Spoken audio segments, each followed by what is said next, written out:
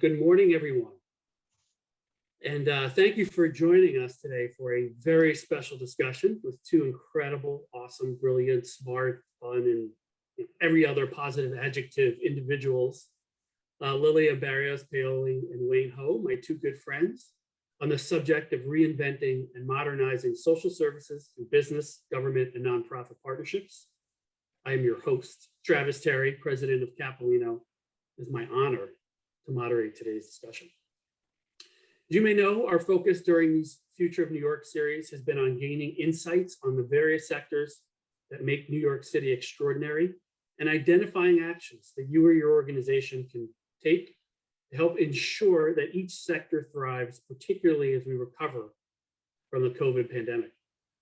Already, we have covered regional growth with Tom Wright, president of the Regional Plan Association, mentorship with Alicia Guevara from the Big Brothers Big Sisters, tourism with Fred Dixon, CEO of NYC & Company, and inclusive economic growth with Melva Miller, the CEO of Abney, Greg Bishop, the interim executive director of Coro, New York, and Joey Ortiz, the CEO of New York City Employment and Training Coalition. You can watch all of these programs on our website posted in the chat. Today, our focus is on the social and human services sector.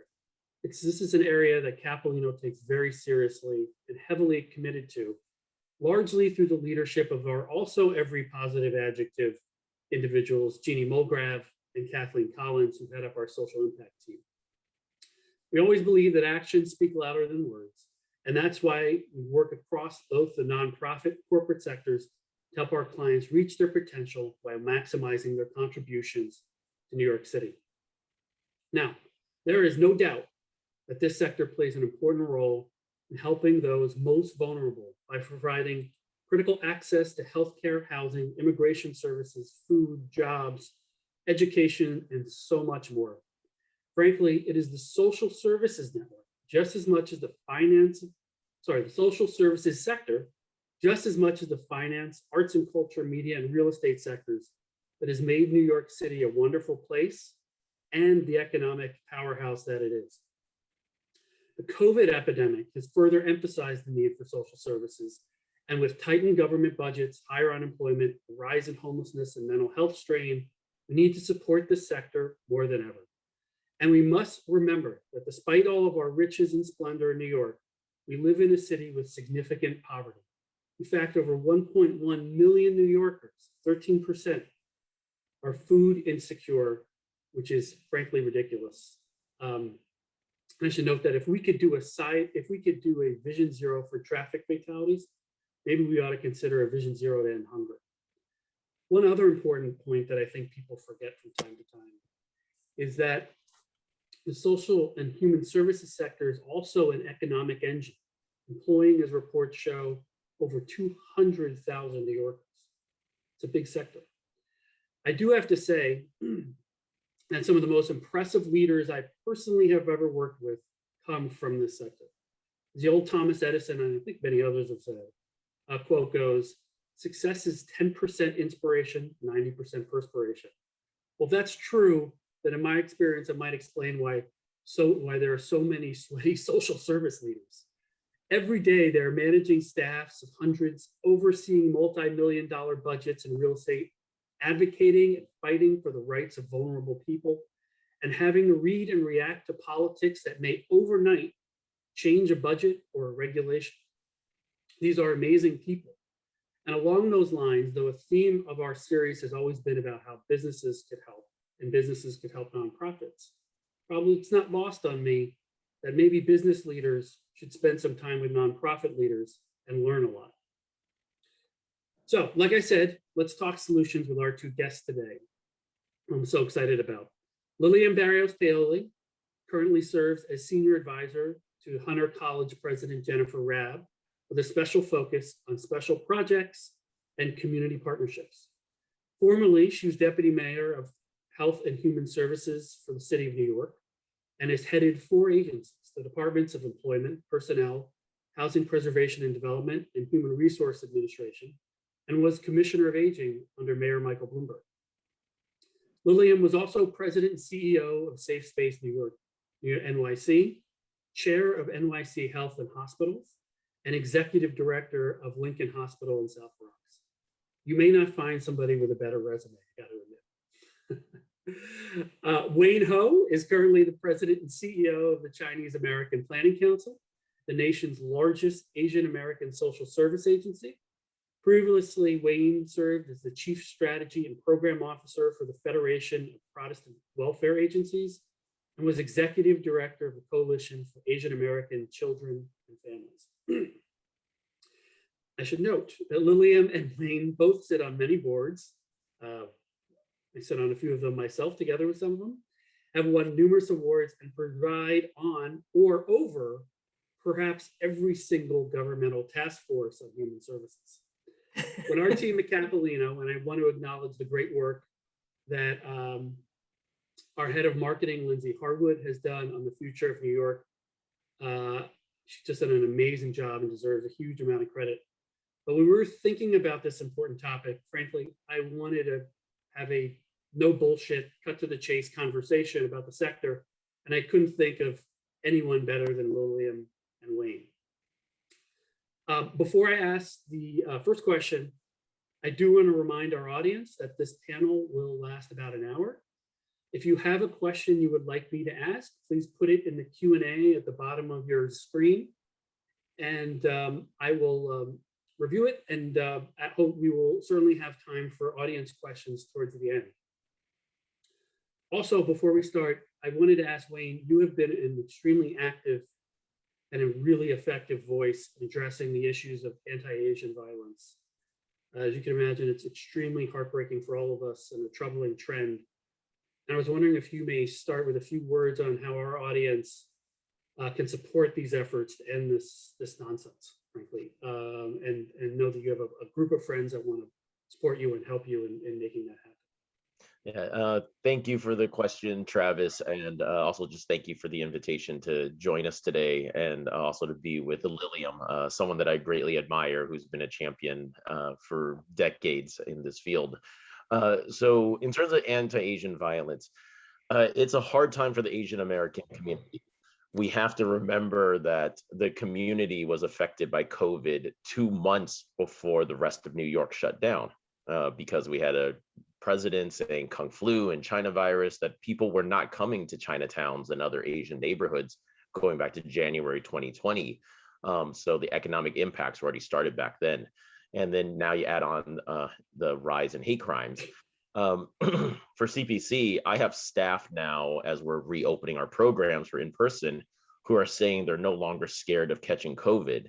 They're more scared of getting harassed or having someone assault them on their way to work to serve the most vulnerable. So in terms of, I think, what can be done, especially with other sectors, what I want to emphasize is that let's remind ourselves that 9 months ago, we all marched saying that Black Lives Matters, and that we knew over policing and mass incarceration were failed systems and failed policies. So as we move forward with trying to find a solution, I want to make sure we have a solution that's not about more carceral authority. We need more safety on the streets. We don't need more police officers arresting and targeting folks. So what I would encourage everyone to do, especially those joining us from the business sector, but all sectors, is one, let's all be upstanders. And there's trainings that are done right now, what it means to be an upstander, not just a bystander. So if you see any violence, how can you safely de-escalate it? How can you document it? How can you intervene safely to make sure that no one has racial slurs happen at them or other things happen to them, unfortunately? Secondly is what can you do in your businesses, in your companies, in your organizations to let them know that Asian Americans, that you're safe, that there's dignity and you belong. Too often Asian Americans are looked at as the perpetual foreigner and we're not looked as being American. But what can you do to make sure that it's a safe space? So I would encourage more signage, more posters saying that it's a safe space and a safe space for all, including Asian Americans. And then last but not least, partner with Asian American community-based organizations. We know the culture, we speak the language, we're on the ground in the neighborhoods where the community's at. And when we partner together, let's make sure to bring in other communities, Black, Brown, Jewish, LGBTQ, veterans, and others, to say that we're all standing together against any form of violence and hate. But I think that it's a tough time for the community, but we also know that there's a tough time for other communities. And I'm glad that there's some more attention to this issue. It's a historical issue. It didn't just start a year ago, but I think that we all need to make sure that we all take a stand that there should be no hate, no violence, full stop, period. And let's make sure the solutions and to create safety are not perpetuating more division, but that they're actually bringing communities together, and we need to solve root causes. And that's where I want to segue today's conversation, is that how do we in the social services sector address root causes like homelessness and mental health issues and economic inequity issues?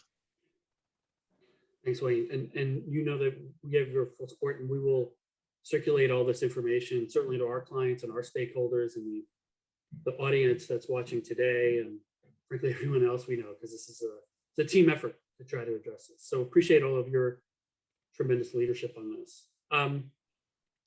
So let's just start. I saw yesterday that the Human Services Council, which everybody watching should get to know. It's a phenomenal organization. They do great work, really advocating on behalf of the sector and a variety of issues that they face.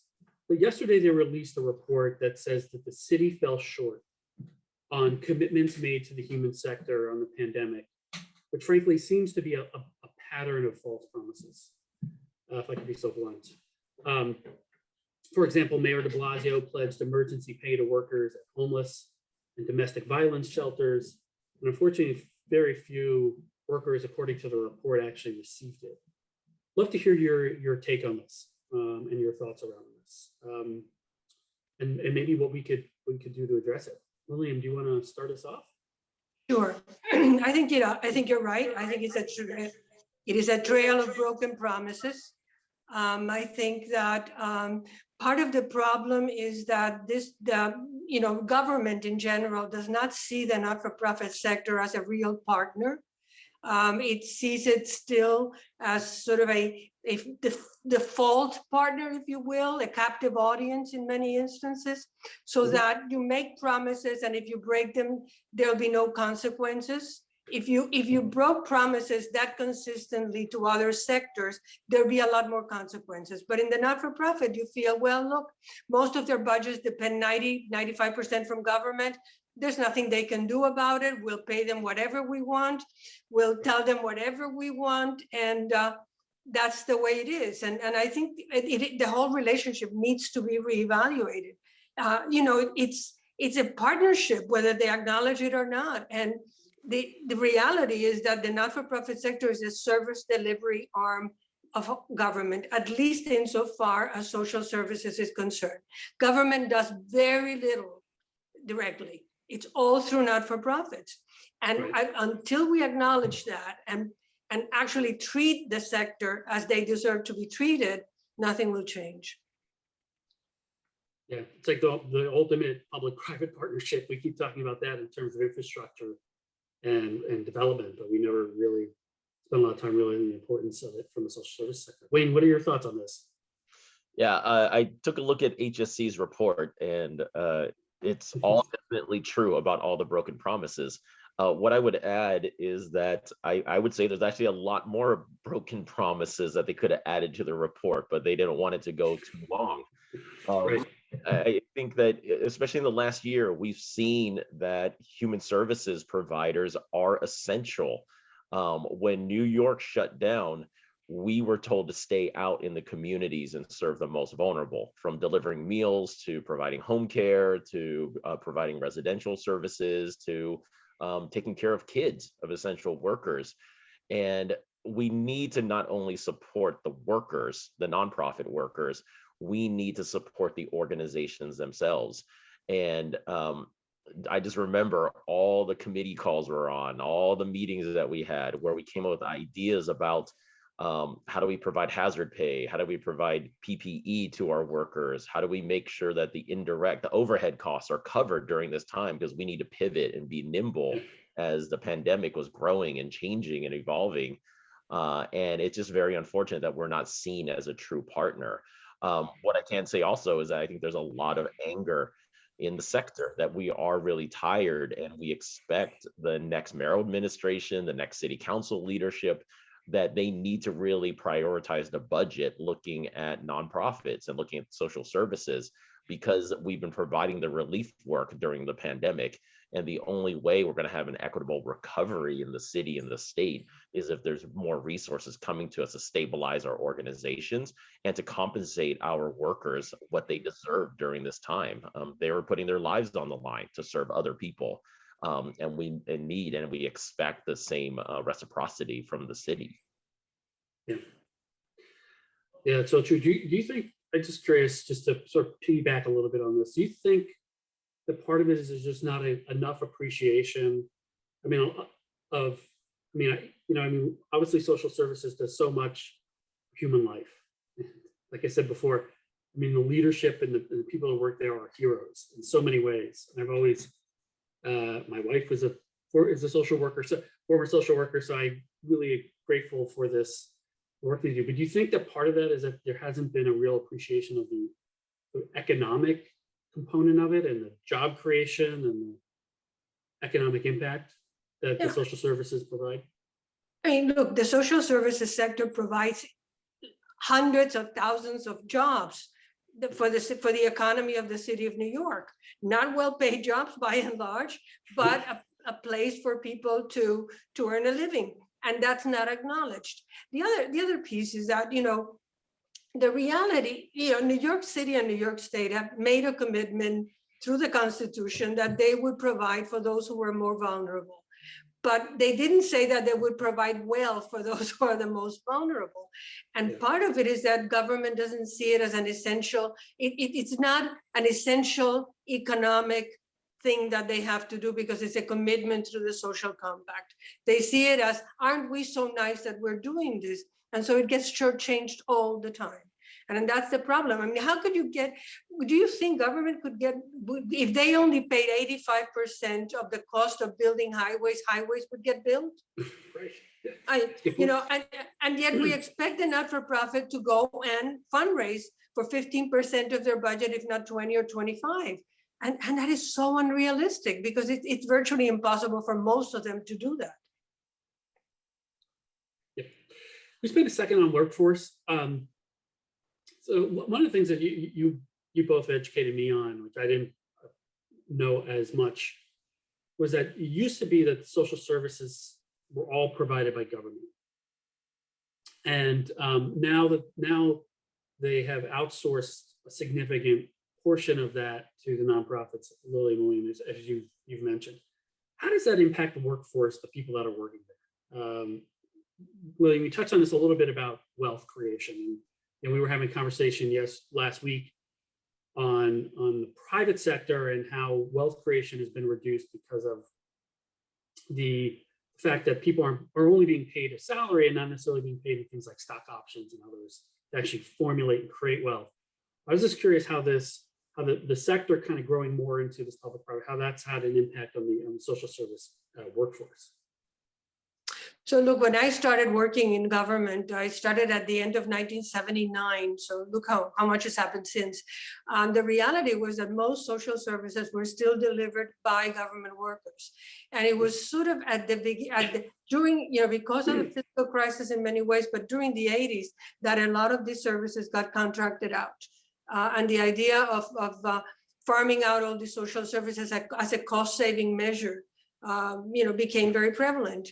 And because it was a cost-saving measures, the compensation of the workers that were going to be providing the service was never, and there was never equity with what the people who were doing the work before were making, and not only just in the salary itself, but also in all of the benefits themselves. Not unusual for workers not to get health care.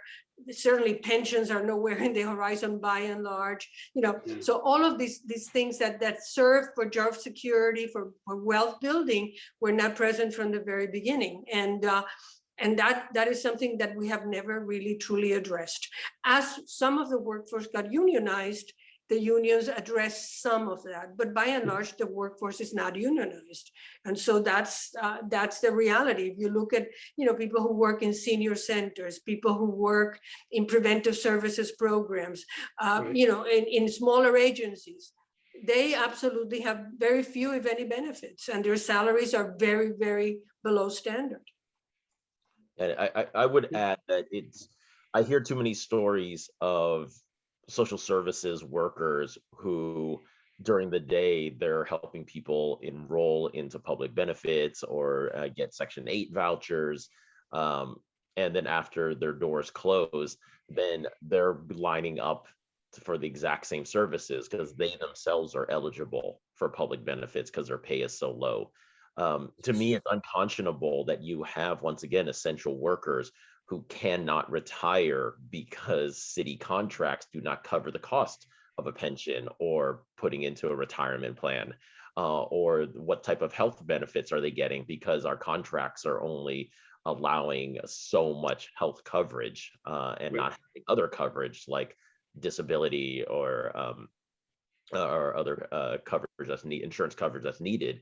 So I think once again, this gets to how the city and other governments look at the social services sector, that we were historically looked at as the cheaper option to do the government's work.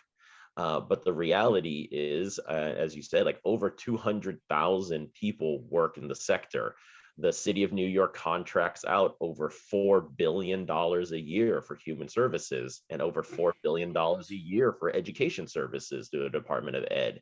And my numbers don't even include affordable housing or health services that are contracted out. So what we need, it also puts us as the social services nonprofits in a very bad position. And for the audience that's joining us today, for those who serve on boards, for those who volunteer, for those who donate, you need to keep in mind that the private sector is now filling the gap that is caused by city social services contracts. Mm-hmm. And I would rather have private dollars go towards new ideas and innovative programs and emerging needs in our communities than to fill the gap of a government contract because the government's not paying for it.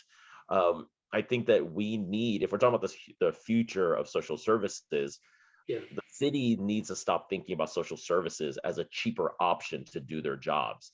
They need to think of us as an essential partner to carry out the social safety net and the social compact that exists.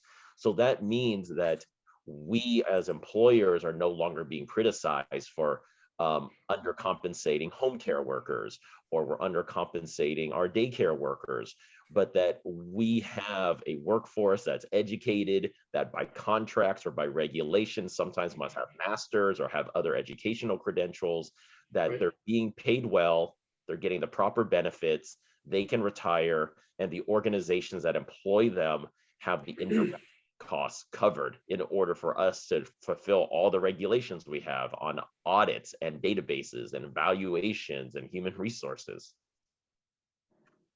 It's a really good point. I'm wondering if there's any, certainly an increase in contract value is an important solution on all this, but is there any other kind of out of the box creative thoughts about how to ensure that workforce is protected and has the ability to retire at an early age, and certainly is not going for all the same social services that they're helping people with during the course of the day? It's where if there's a role at all, so think about with whether it's the private sector or just maybe it's just an advocacy role for the private sector to remind government that in order to create a fair and just society, we need to take care of this and have them play more of a role in this. I think that's what boards can do. I mean, most of the people have people on their boards who are pretty influential and could really carry the word to the government in a forceful way.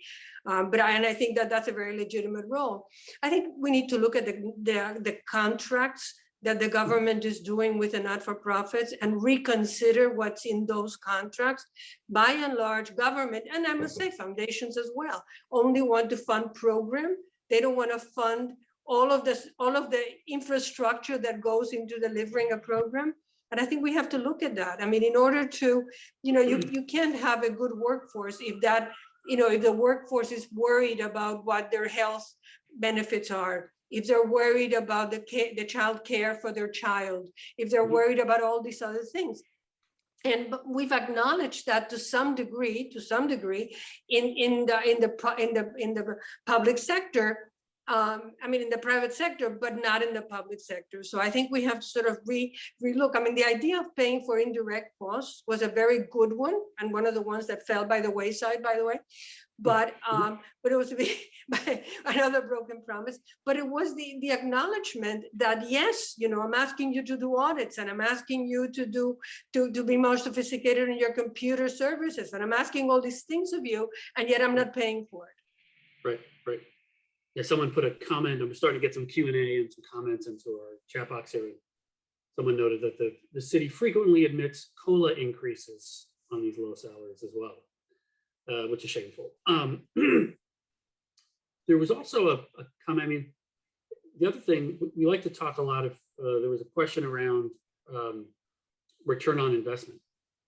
And has there been any effort to determine what the ROI is? I mean, if we just want to talk business terms, I want to get into boards in a minute, because I sit on a few boards, and one of the things I've noticed, there's a lot of Wall Street people on these boards that are very focused on analytics that might not necessarily apply to social services. But doesn't it make sense? I mean, I would imagine that if government were to fully fund these contracts, there's a return on investment that ultimately saves the city money.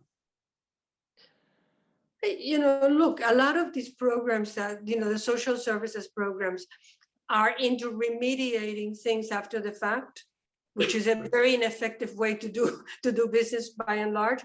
But many of them are preventive services. And we have seen, look, if you look at the child welfare situation, when preventive services were funded, and I don't want to say fully funded, but funded to a greater extent, the number of kids in foster care began to drop. When families, were put first, and then there were supportive services for families, the numbers in foster care began to drop. And the reality is that it's much more cost effective to fund a preventive services program than to fund a foster care situation, because it's much, just expense-wise, it's much more, not to mention the emotional toll that it takes on a child and on a family. And that is true of many things, senior centers. Yes, by providing meals for seniors and providing social contact, you do encourage people to stay at home. You do make their lives better. You do prevent a lot of hospitalizations and a lot of nursing home admissions. So if you look down all of the social services provided, these people contribute tremendously to preventing a bigger expense in remediating after the fact. Yeah, I think that there is comparison data, as Lilliam said. So the cost of providing home care versus someone going into a nursing home, or the cost of doing summer youth employment programs versus if a child gets involved in juvenile justice system or criminal justice system. But I think I'm always nervous about metrics because we're basically getting $100,000, $50,000 at times in order to solve structural inequities.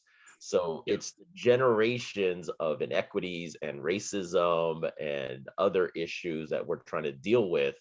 And all of a sudden, we're getting $100,000 to make sure 100 immigrants who are recently arrived get $65,000 a year paying jobs. And I know many New Yorkers Piece of cake, Wayne. have gone to really great schools who can't get $65,000 a year jobs in the city. So I think we really need to ask ourselves, what are the metrics holding us to? And I think part of it is that it's not just quantitative, it's qualitative. When you see a child interact with an early childhood teacher who really understands him or her, or when you see a senior every day have contact with the home delivered meals person, because it's not just about delivering food, but it's doing a wellness check and seeing how they're doing. When you see those human contacts, that's part of the expertise and the value that we bring as a social services sector, which I don't think can be measured. I do think that some of the ways that ROI and metrics are used in the for-profit sector could be practices that we should adapt, not replicate, but adapt to the human services sector to make sure that we are being more impactful. So let's just, I'm just curious your thoughts on boards, because, because the data question kind of relates a lot to that, because I think you're seeing a lot of finance folks on boards, because frankly, that's where a lot of wealth is. And a lot of them bring a lot of really important substance to organizations, and really important stuff. But again, just getting back to sometimes I have witnessed, Wayne, exactly what you were talking about, which is a sort of obsession over what would be sort of private sector data analytics. But looking at boards, I was just curious, how you see the future of boards. For example, do we need boards? Do you think that there's enough going on these days to properly sort of diversify boards and leadership? I'm just sort of curious, kind of your philosophies around that. And I say that also because I'm hoping people listening to this will realize that boards are important. And if you have the ability to be on a board and support a social service organization, that could be of great help. I mean, look, I think boards are important. I think that it's a measure, it's a way of ensuring accountability if the board is really functioning the way it should be. And it's a way of helping the executive director, grow and get better funding. But I think that what we have to redefine in terms of the role of the board is the advocacy that the role needs to do vis-a-vis government and vis-a-vis, other sectors. And I think that that's not something that we've emphasized. I think also, what you were saying before, a little bit of, yes, they have a lot to contribute in terms of what they do in their own businesses, but it has to be adapted. Not everything that is done in the private sector can translate well into the not-for-profit sector. And I think that that's a really important thing to keep in mind. It's a tricky thing, because I think that the difference between governance and oversight is a very important one, and unfortunately, not all boards get it, and they begin to do more micromanagement, and that's not healthy either. So I think you have to figure out that balance. But yes, I think boards are important. As someone who serves on many boards, I think that when executive directors get together in the old days in person, when we used to get together, I would say that the number one conversation we would have about some of the challenges we were facing was often the board. And I think it's to what Lilliam is speaking about, which is that you can, whether you have grassroots community members or you have folks from other sectors who have bigger networks, that it becomes a challenge because individual board members officially don't have authority. It's as a collective, they govern us and be managing us.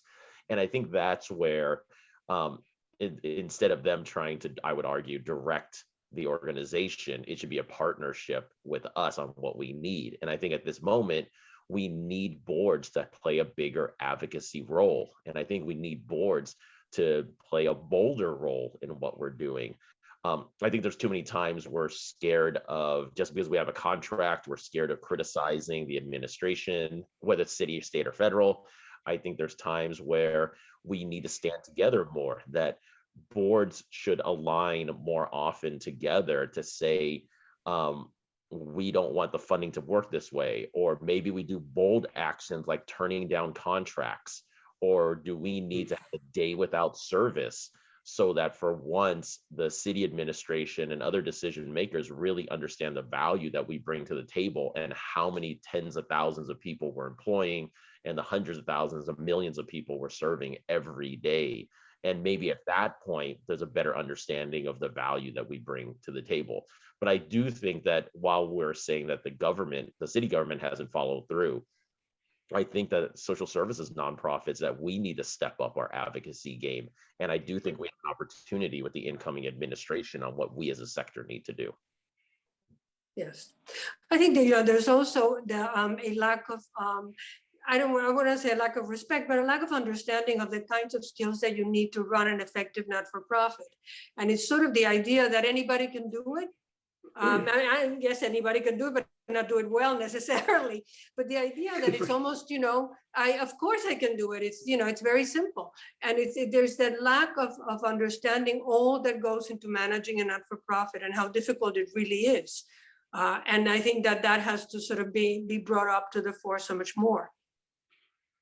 No, I mean, that's why I made that comment at the beginning of this. I mean, I am amazed at what executive directors do. I mean, it is incredible. I mean, I manage a workforce, and that's very difficult. And you try to be the external face, but you're managing so many stakeholders, dealing with I mean, it's just boards, dealing with vulnerable people. The work that you do changes lives in magnificent ways. It's incredible, and I try to, when I talk to classes and give little lectures, I always tell people, like, if you really want to learn about leadership, look at what nonprofit executive directors go through in the course of a day and how they handle it, because the most effective ones are some of the most amazing people. So I wanted to shift gears a little bit. There's been a lot of talk in the news about the rise of homelessness, but I kind of wanted to look a little further ahead, so like 5-10 years from now. And I'm curious to see, hear from the two of you, what trends you see. What are the things we need to be on the lookout now? Because those issues might continue to grow over the next couple of years. What are the service needs that you think are stuff that we need to start dealing with to start to prevent some of larger issues in the future? So, I mean, I think homelessness is going to be with us for a long, long time because we're not addressing the root causes. I mean, at the bottom of everything is income inequality and lack of affordable housing. And until we deal with that, it's not going to change.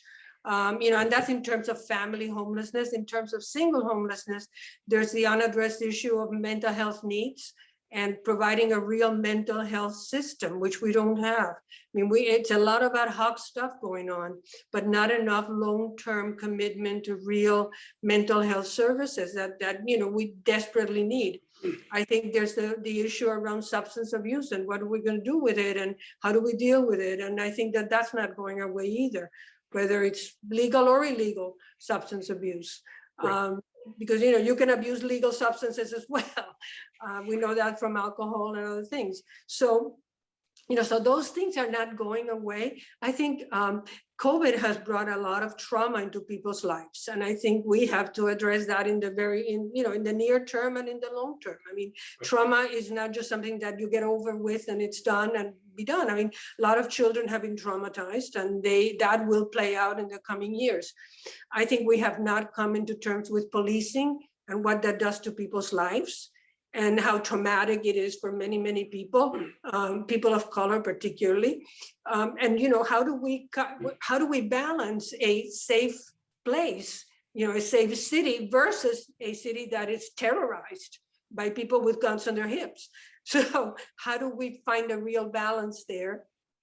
So there's a lot of stuff that I think will is coming, has been there for a long time, but it's been exacerbated by the pandemic, and it's not unless we deal with it and acknowledge it, it's not going to go away.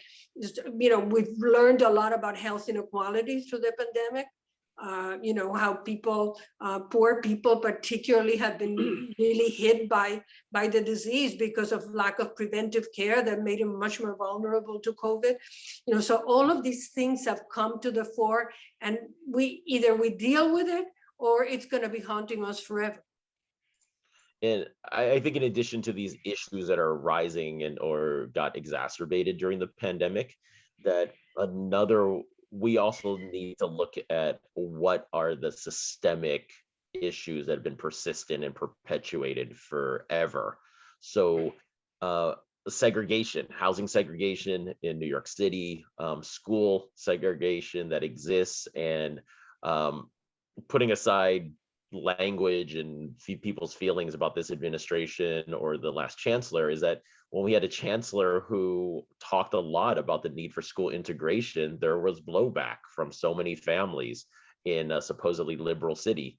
So I think we need to look at these inherent inequities and can we come up with some solutions to address it? And it's not social services that's going to be addressing it. It's really up to policymakers who need to look at really the systems. But where I do think it plays out is, for example, in the budget. I don't want to use hashtags here, but I do think there was a problem when during an economic downturn in the last budget negotiations, the New York City Police Department that has a $6 billion budget was going to take a minuscule, 0.3% budget cut. And social services, which was once again essential throughout the pandemic, took a 1/3 budget cut. And that's unconscionable to me that most vulnerable are affected, our workers are affected, the organizations are affected. So I think we know the budget document is a moral document and we need to reprioritize. And I think there's opportunities once again for this mayoral administration is at the end. This is the legacy budget that they'll leave behind. What are they baselining? What are they going to reform? And then for the incoming administration, both the mayor and the city council, what are they going to prioritize? And I hope once again, it's the most vulnerable in dealing with structural inequities. That's a really good point. So let's, the other, and this may be the most important question I ask, is,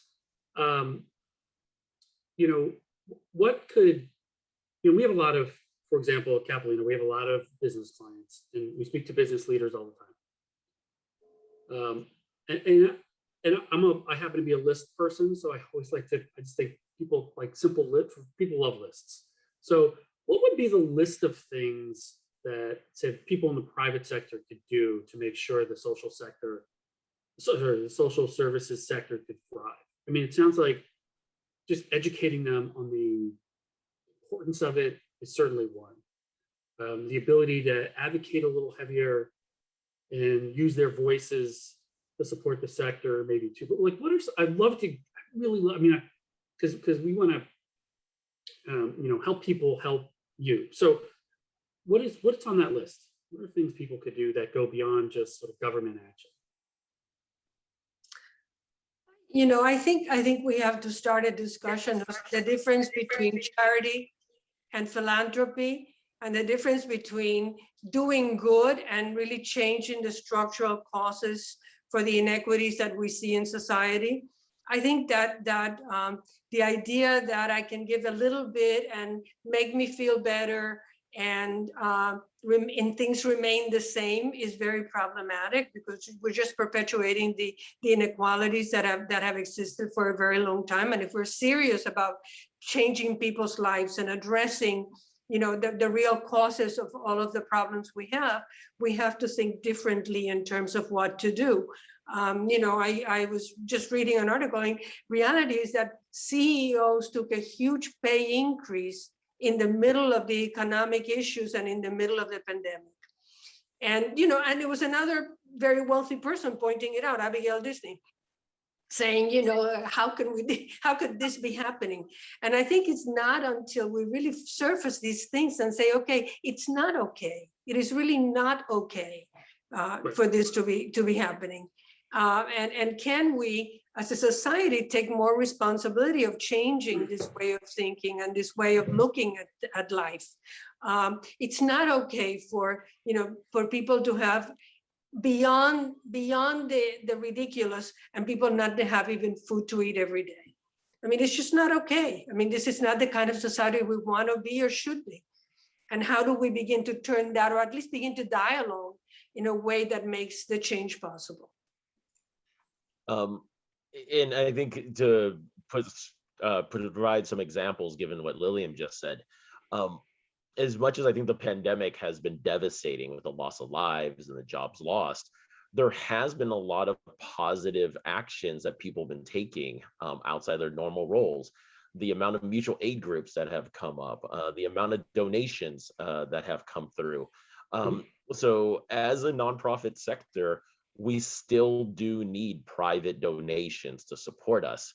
But I think in the spirit of what Lilliam said is that these donations have to be more than just because I get an award at your benefit, now virtual benefit, that I'm going to donate. But can there be more substantive donations that are going on to support us? I mean, we were fortunate that Rihanna's foundation decided to help stop Asian hate, and we were amongst 19 organizations that were funded nationally. And I've never met Rihanna, but Me neither. I know who has, but we got the donation. But I think to this point is that the sectors were working differently to stop Asian hate, as an example.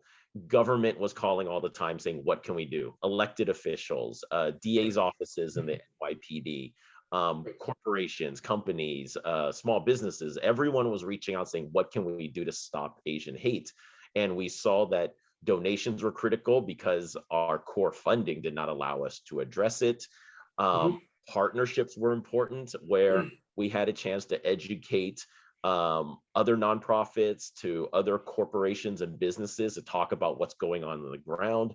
But also advocacy becomes important because, and thank you to Capalino and others, that we at CPC, along with 4 allies, advocated for the state government to put in $10 million in a fund specifically for Asian American community organizations to solve these issues, as well as other pandemic related issues. And we had unions signed on, we had businesses signed on, we had other organizations signed on who've never been involved in these efforts. And I think this is what we want to see, is just not because of emergencies, we're all working together across sectors, but on the general core issues of the services that we provide for kids to seniors, and then to emerging issues. Like, it's okay for us to advocate together, and it's okay for us to work together to make sure we're supporting the sector and supporting the most vulnerable. Yeah, really good points. I'm getting a number of questions, as you can imagine, in the Q&A, which is terrific. There's a lot of interaction on this. A bunch of them come in. We're just picking up on fundraising. And I'm just curious to know, do you see, and just in the future of fundraising, do you see new ways of doing it? One of the things that I've always encouraged our clients, and Jeannie and Kathleen, who run our social impact team, working with our clients a lot on this stuff, is how do we apply a business expertise to help a nonprofit? So for example, we were working with the food bank. Toyota came in and taught them about their efficiency philosophies, and that helped increase the number of people they could serve at soup kitchens or food pantries. But I was just curious if you have thoughts and ideas on what the future of fundraising looks like. Are there new tactics and techniques? It's coming up a bunch on the Q&A as well. When you do fundraising, I don't anymore. I would say, I think the old tried and true methods still have to be there right now. There's that saying that people give to people, people don't give to causes, which has, I think, been slightly different with social media and virtual fundraising. I do think that we need, everybody still needs to do their fundraising and write their grant proposals and reach out and build relations. But I do think that in the now virtual world we're in, people do see more about what needs are out there. And I think that as nonprofits, we should not be afraid to ask. I would encourage everyone who serves on a board that this is your chance to ask to support the organization you serve on the board of, and that there are more resources coming. I think what is unfortunate, though, is that for larger organizations or organizations that have development teams, fundraising teams, or communications teams, we've been able to navigate during this time because we can take advantage of COVID relief grants, or we've been tapping into employee networks, or we have board members, their networks. I'm really nervous about the grassroots nonprofits who usually don't get government contracts, and the ones who, because their boards might have more community members, or the community members are being served themselves or being organized, that they're the ones that we need to support right now as well. So I just want to make sure that in fundraising, we're not causing even more inequities within our own nonprofit sector while we're all trying to do good work. Yeah. Yep. Let me just add one thing. I think yeah, we have please. to look for more long-term commitments. I think the one-shot deals are very nice, but you want consistency on the part of the donors. So that is a really important piece, consistency and long-term commitments. The same thing with foundations. I mean, foundations it's wonderful when they fund a program, but if they fund it for 2-3 years, most of those programs fold. The issue is, how do you sustain something and make a sustainable commitment through time, as opposed to a one-shot deal or very short commitment. Yep. No, that's a really good point. And I just want to point out, I thought that Darren Walker's leadership in the Ford Foundation to actually borrow money to give to the nonprofits that are helping people in COVID was pretty remarkable. Hopefully a pattern that could be repeated. Wayne, you and I have talked about this in the past. I was just curious. Every time there's a scandal, and this has come up a few times in the Q&A too, by a nonprofit, all of a sudden there's like a million new laws and regulations being written to oversee nonprofits. Meanwhile, it's one bad apple out of a bunch of tens of thousands. Can we break that pattern finally? Hopefully, I'm sure enough bureaucracy. I'm sure all of us would love to stop signing contracts in blue and get them all and triplicate and notarized to it. It doesn't help anybody. I think there's a possibility. I think that some of the mayoral candidate platforms have been recognizing the need to reform this, not just for the human services sector, but also for MWBEs. Yeah. So I think there's an opportunity to change this. What's interesting is that the state, they actually have a law about rapid payment of contracts, and they're supposed to pay on a certain date. And if they don't pay within that certain time frame, they actually owe interest to nonprofits. It's the complete opposite here in the city, where you're lucky to get paid in your first 12 to 18 months of a contract being enacted, and we're taking out credit lines, and guess what? Interest on credit lines are not reimbursable by the city. But I think the irony is, during a state of emergency, the state of New York put aside their rapid payment law and actually have been very slow at paying nonprofits, whereas the city put aside some of their contracting steps, and we actually got contracts registered more quickly and got paid more quickly by the city of New York. So this is all to say, I think during the pandemic, let's actually take some of those lessons that were learned about making things get expedited more quickly and move things more quickly and get money out the door as quickly as possible, so we can serve and continue to be sustainable. Lilliam, any thoughts on why government is so slow? I mean, the biggest question I get now is, what can we do to make government pay its bills on time? So it's all on the float. I think it's done on purpose. I think that it's a way of saving money. When I first, one of my first jobs in government, or my 10th job probably at that point, was to do personnel for HRA. And it used to take 6 months to hire somebody in HRA. So, I was young and efficient, and what can I tell you? And I got in and I, did all kinds of things.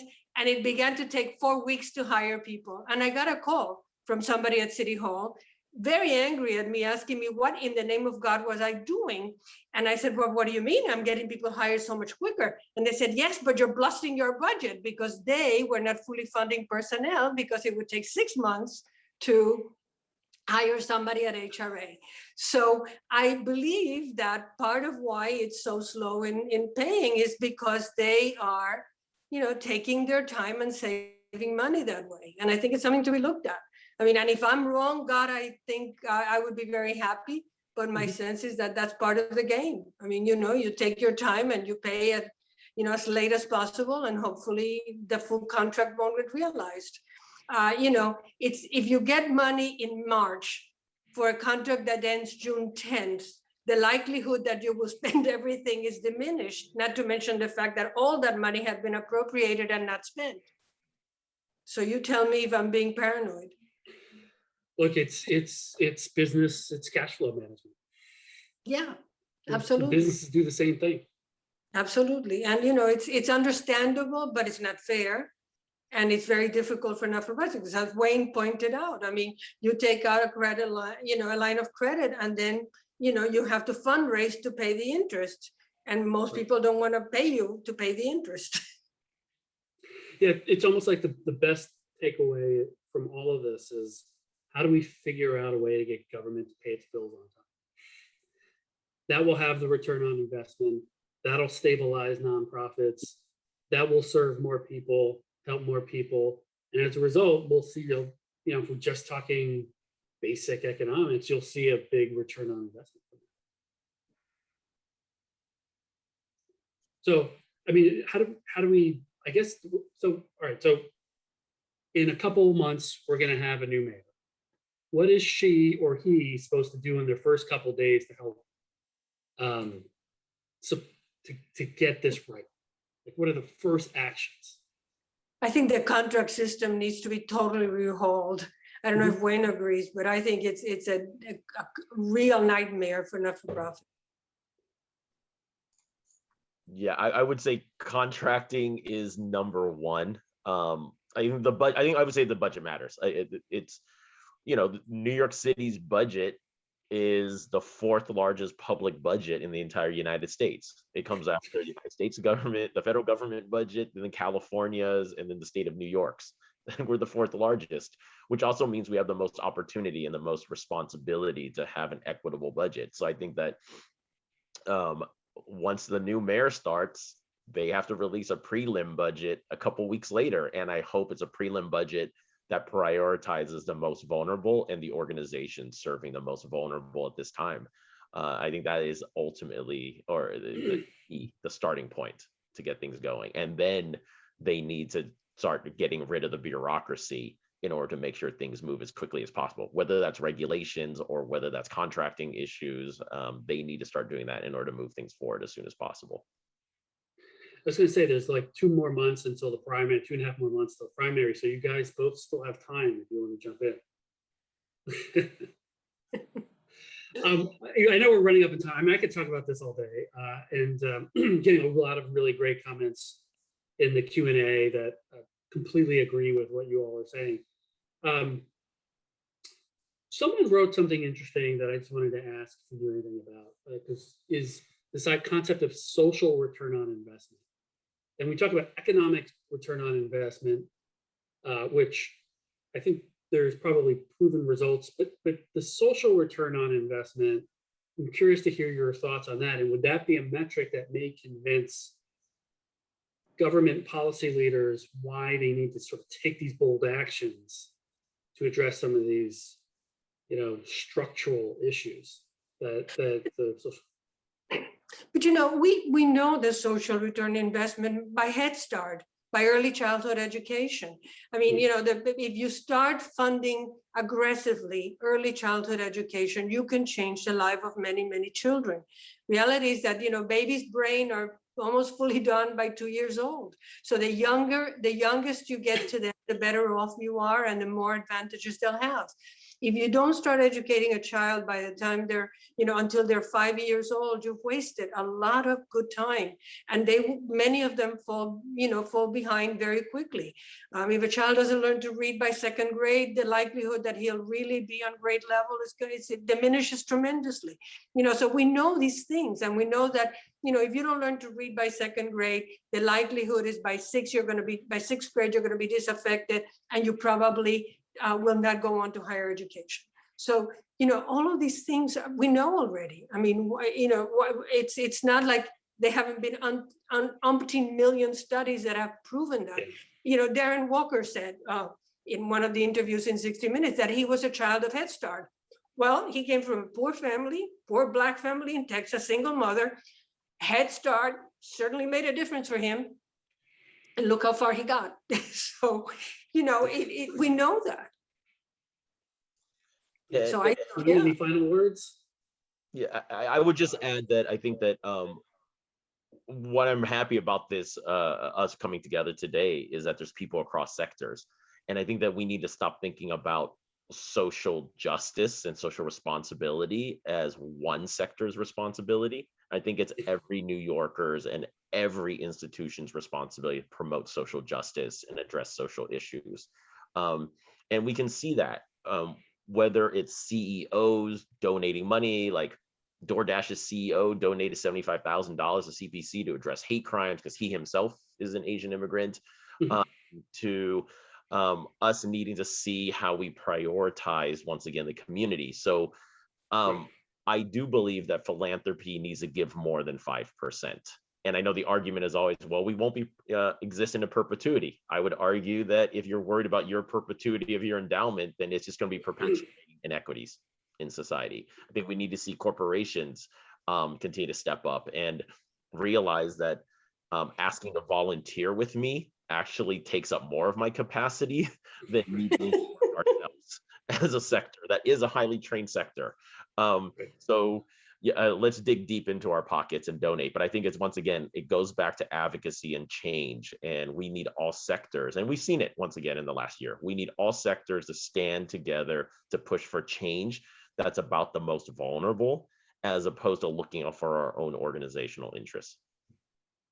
Well, maybe what we ought to do at the end of the day is every pay increase of a CEO has to donate at least half into charitable purposes, especially when we're in economic recession. All right, well, we're coming up on an hour. Like I said, this was, pardon my French, a no bullshit conversation, like right to the chase.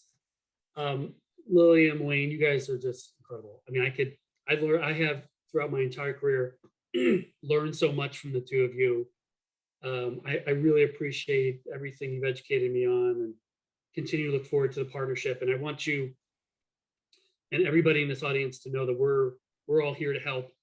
Call on us, let us know how we can help. Encourage the audience and everybody to support Wayne and Lilliam's efforts and their organizations. And you know, I know we had dozens of questions and we couldn't get to all of them. So you know, please feel free to email us at Capalino. We'll try to get you some answers. We're going to do more of these. So guys, just thank you so much. You know, I just want to end with, you know, as I said, we always want to make connections here too. So if you see that there's an opportunity to partner with Wayne's organization or Lilliam's organization, we think about partnerships, let us know. As I mentioned last week, one of the benefits of the Future of New York series is these partnerships.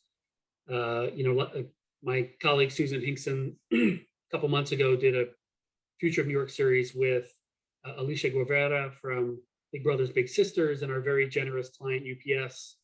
This is one of the great and large logistics firms in the world. Has agreed to sponsor and volunteer personnel to a challenge program for New York City high school students and work on real-time transportation issues with the Department of Education. So there's a perfect example of how business and nonprofit and government can work together to provide opportunities. Finally, I just want to remind people that our next Future of New York discussion is coming up this month with my colleague Rich Castle, who oversees our sustainability and clean energy department. He's hosting Donnell Baird, the CEO of Block Power, for a very robust conversation on the future of clean energy. We will be announcing more coming up in May. Might actually have a celebrity or two, which seems people love. Not a Kardashian. Sorry to burst any bubbles. But thank you all for joining. Please register. You can register for the conversation with Rich and Donnell in the chat. As always, our doors are open. If you have ideas and thoughts, Lilliam and Wayne, thank you again so much for your time. I really appreciate you taking this hour with us, educating us all. This conversation will be on, will be posted on our website. We will provide everybody with the links. I am going to tell all of our business clients to watch it so that they can learn a few things, and friends to watch it as well. So thank you again. Look forward to seeing you guys soon. I really again appreciate it. All right, Thank you. Thank you, Travis. Thank you. Thank you, Wayne. All right, good seeing you, Lilliam. Thank you, Travis. Take care, everyone.